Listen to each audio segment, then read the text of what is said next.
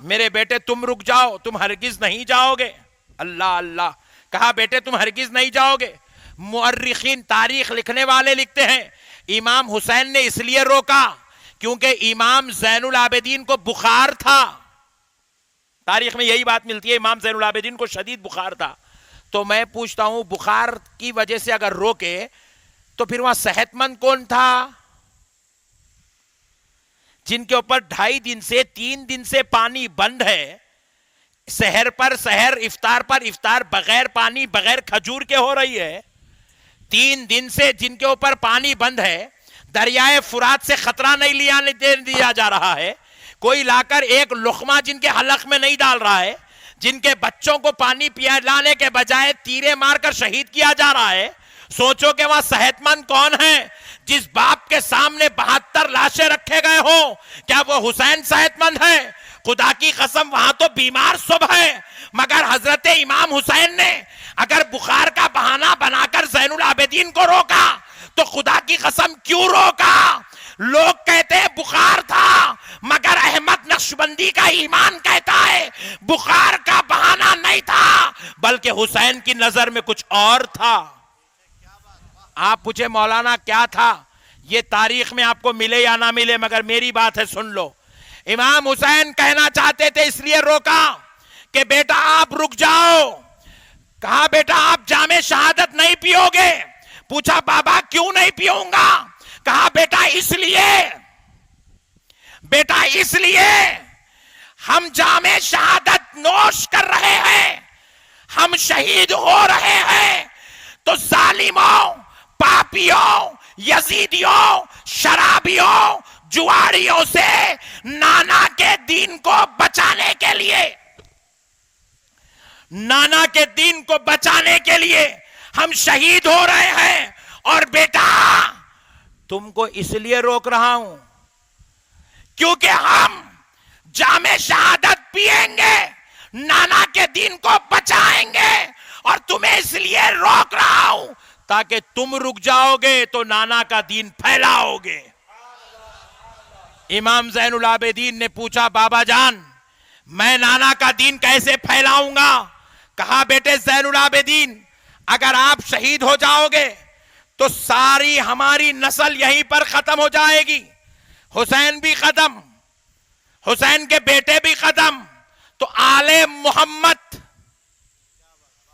سیدوں کا سلسلہ یہیں پر رک جائے گا۔ کہا بیٹا تم رک جاؤ، میں دیکھ رہا ہوں تمہاری نسل میں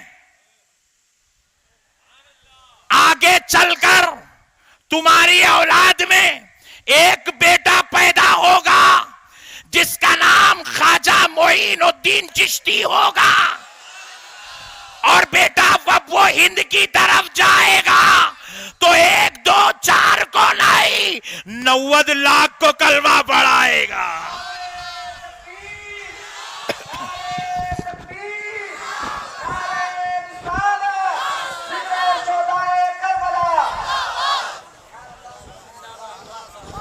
بیٹا تم رک جاؤ، میں دیکھ رہا ہوں تمہاری نسل میں ایک اور بیٹا پیدا ہوگا جس کا نام نظام الدین اولیاء محبوب الہی ہوگا۔ وہ سلسلہ چشت کا کام پوری دنیا میں ایسے کرے گا جہاں جاؤ گے نانا کے نام پر مچلنے والے نظر آئیں گے۔ بیٹا تم رک جاؤ، میں دیکھ رہا ہوں کہ تمہاری نسل میں ایک اور بیٹا پیدا ہوگا، اس کا نام قطب الدین بختیار کاکی ہوگا، ایک اور بیٹا پیدا ہوگا اس کا نام فرید الدین گنج شکر ہوگا، ایک اور بیٹا پیدا ہوگا اس کا نام حضرت نصیر الدین چراغ دہلوی ہوگا، ایک اور بیٹا پیدا ہوگا اس کا نام بندہ نواز ہوگا، ایک اور بیٹا پیدا ہوگا اس کا نام کچھ اور ہوگا، کچھ اور ہوگا۔ اس لیے مسلمانوں تاریخ اٹھا کر دیکھو، جتنے اولیاء اللہ ہے، جتنے اولیاء اللہ ہے، مجھے یہ جملہ کہنے دو کہ 95% اولیاء اللہ امام حسن امام حسین کی اولاد میں پیدا ہوئے ہیں۔ امام حسن امام حسین کی اولاد میں اولیاء اللہ پیدا ہوئے ہیں۔ اور آج جتنا دین پھیلا ہے یہ مولویوں ملاؤں سے نہیں، اللہ کے ولیوں سے پھیلا ہوا ہے. آپ کی شاید نظر نہیں ہے. ایک جملہ بڑا بتا دیتا ہوں، خدا کی قسم میں دعوے سے کہتا ہوں، آپ نے اب تک شاید یہ جملہ نہیں سنا ہوگا. بہت بڑی بات بتا رہا ہوں، سنو درگ والو. علم کا کام غیر سیدوں سے لیا گیا، فقہ کا کام امام اعظم ابو حنیفہ سے لیا گیا، غیر سید ہیں. امام شافعی سے لیا گیا، غیر سید ہیں. امام حنبل سے لیا گیا، غیر سید ہیں. امام مالک سے لیا گیا، امام طحاوی سے لیا گیا، غیر سید ہیں. امام نسائی سے تفسیر کا کام لیا گیا، امام بیضاوی سے کام لیا گیا، امام جلال الدین سیوطی سے لیا گیا، امام غزالی سے لیا گیا، غیر سید ہے. حدیث کا کام امام بخاری سے، امام مسلم سے، امام ترمذی سے، امام ابن ماجہ، امام ابو داود سے لیا گیا، غیر سید ہیں. پوائنٹ ٹو بی نوٹڈ، بہت بڑی بات بتا رہا ہوں. شریعت کا کام، علم کا کام، حدیث و فقہ کی تبلیغ و اشاعت کا کام غیر سیدوں سے لیا گیا، اور کافروں کو کلمہ پڑھا کر مسلمان بنانے کا کام سیدوں سے لیا گیا ہے. اور ہر دور میں دین بچانے کا کام آل نبی اولاد علی سے لیا گیا ہے.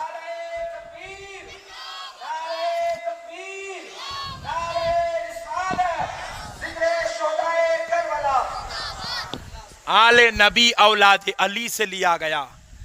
جب جب اسلام پر بلا آئی، علی کے بیٹے سینہ تان کر کھڑے ہوئے، حسین کی اولاد سینہ تان کر کھڑے ہوئی، کہنے لگی جان دے دیں گے مگر نانا کے دین پر آنچ آنے نہیں دیں گے. دین بچانے کا کام، دین پھیلانے کا کام، کلمہ پڑھانے کا کام آل نبی اولاد علی سے لیا گیا. علماء جتنے بنے 95% غیر سیدوں سے دین کی اس تبلیغ و اشاعت کا کام علماء کے ذریعے لیا گیا.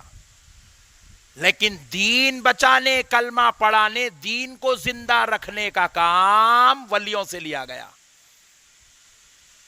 ولیوں سے لیا گیا. آپ پوری دنیا میں جائیے، جہاں کہیں ولی اللہ ہے، شجرہ نکال کے دیکھیے، 95% اولیاء اللہ علی کی اولاد ہیں، رسول اللہ کی آل میں ہیں.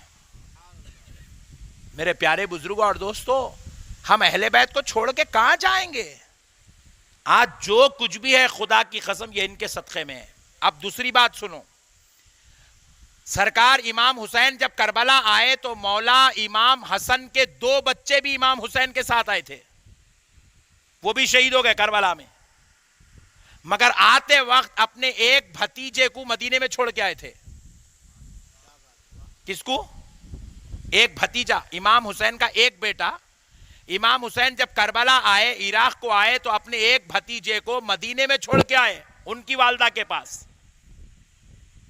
یہ بول کے چھوڑ کے آئے کہ آپ یہاں رہ رہے ہیں، آپ کی حفاظت کے لیے، آپ کے کام کاج کے لیے ایک بچہ رہنے دیجئے. ایک بچے کو رکھے. اس بچے کا نام تھا امام عسکری.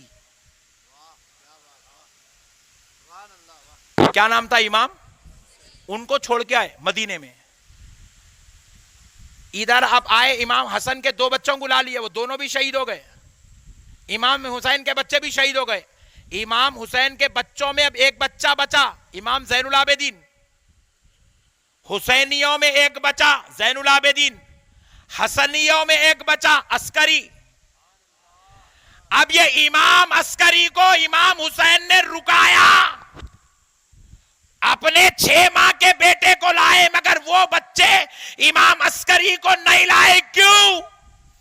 اس لیے نہیں لائے کہ میرے بچے، میرے بھتیجے، تو رک جا، میں دیکھ رہا ہوں، تو بڑا ہوگا، تیری نسل ہوگی، تیری اولاد میں آگے چل کر ایک بیٹا پیدا ہوگا، وہ کوئی اور نہیں، اس بیٹے کا نام شیخ عبد القادر جیلانی غوث اعظم محبوب سبحانی ہوگا.